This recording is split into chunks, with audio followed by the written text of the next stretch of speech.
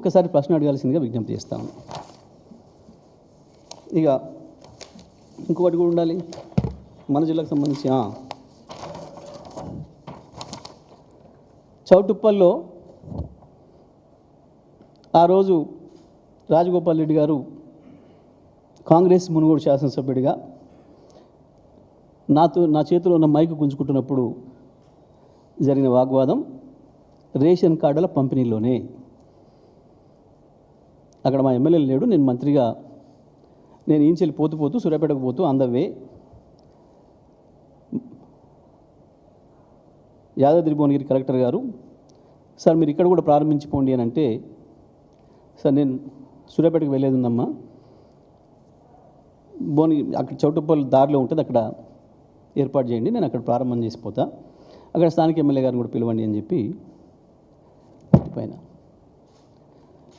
మేము పంచిన కార్డుల సంఖ్య 6.5 లక్షలు.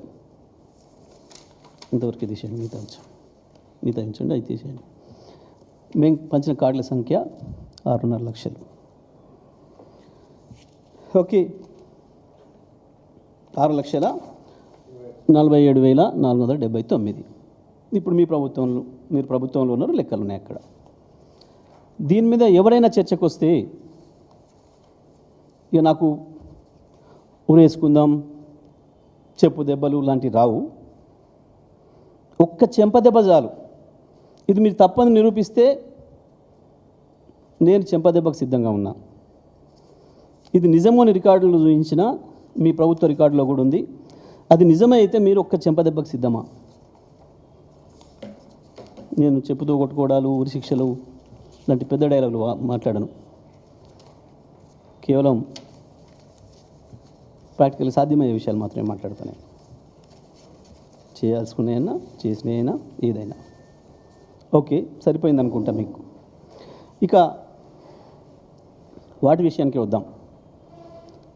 ఇంకా కూడా ఈ దేశంలో ప్రజలు ఒక రేషన్ కార్డు కొరకు ఎదురు చూస్తున్నారు అంటే ఎవడి నేరం? 78 సంవత్సరాల స్వతంత్ర భారత చరిత్రలో ఇంకా ప్రజలు